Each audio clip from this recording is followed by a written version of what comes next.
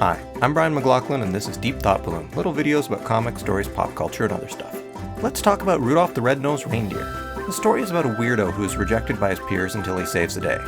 This is a common plot from the past. An oddball saves the day, often literally saving people's lives, and wins acceptance. The moral of the story is that if you don't fit in, just bear with it because sooner or later you'll prove your weirdness is worthy to them and to society in general. It's a good message for people who live in a small community and don't have a way to connect with other weirdos. They're told to stick it out, and things get better.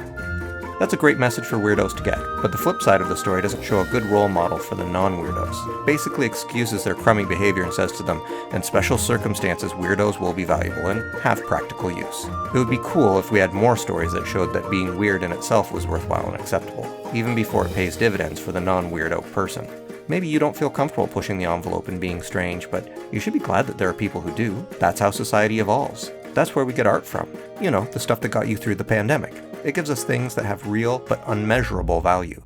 You shouldn't need to save someone's life or Jesus' birthday from fog. Editors, if you want a picture book with this message, hit me up. Speaking of which, it would also be cool to address the plethora of Someone Saves Christmas stories. It feels like most kids' franchises tell a story about this. One story about it is fine, but all of these combine to paint a picture of Santa as this hapless loser who can't get his act together year after year, contradicting the picture of him as this super fast and competent wizard. It could be fun to lean into that aspect and tell a story about how he doesn't bother to make sure his plan for the eve is airtight, and one year he crashes and there's no talking dogs or superheroes or plucky robots to save Christmas. That's not fair. He relies on other people to help him out. It's too big a job to do by himself. Of course, it turns out that Mrs. Claus has asked the heroes not to help him in order to teach him a lesson, and Christmas is saved anyways. And in January, he takes responsibility and asks for help ahead of time instead of assuming someone will step in when he fails.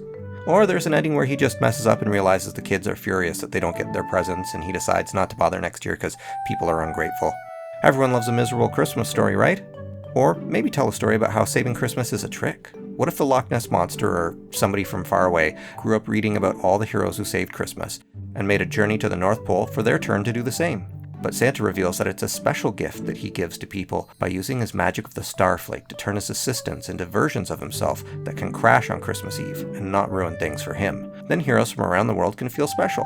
For a talking train or a Tony Stark, an experience can be a better gift than a physical one. Santa would like to let the Loch Ness Monster save Christmas, but the starflake is out of magical energy, and Christmas is right around the corner. He doesn't have time to re-up its magic. But if the Loch Ness Monster could recharge it for Santa, he could save saving Christmas for the other heroes. Is that too ridiculous? Or amazing? Speaking of other heroes, I think Spider-Man makes an interesting comparison to Rudolph. He's a weirdo that keeps saving everyone, but some people like J. Jonah Jameson continue to hate him and call him a menace. It's a story that tells weirdos not to expect full acceptance.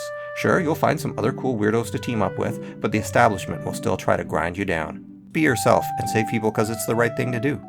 Maybe the message for non-weirdos here is better, that J. Jonah Jameson shows weirdo haters that they're wrong. I don't think many people read Spider-Man and decide they want to be more like Jonah, do they? Anyways, I've used Rudolph as an example of how considering a story's morals can inspire you to think up your own twists. Some people say starting with a moral message makes you doomed to tell preachy, boring stories, but I think that having a clear idea of what your story is about is really important. It gives you a tool to check in with to make sure your story is doing what you wanted it to do, or if you're missing the mark. Plus, it can lead you to a fresh twist on an old favorite, like the ideas I came up with above. I have digressions. I wanted to point out that to me, Rudolph is like the Shemesh, the helper candle for Hanukkah that lights the way for 8 tiny reindeer, 8 nights. He's the magical light in the darkness of winter. I wonder if Rudolph's creator, Robert L. May, who is Jewish, had the idea in the back or the front of his mind when he wrote the original story, a way to bring the holidays closer together to show that we're all just celebrating light in a time of year when it's the darkest. Also, if you look at the animated Rankin and Bass special, the animators had a dark sense of humor, I think, when they gave Santa this hat when he visited the reindeer. It's not called a Sherlock Holmes hat, it's actually called a deer stalker hat, like he's hunting deer. Ugh. Anyways, on that note, good luck and keep thinking deep thought balloons.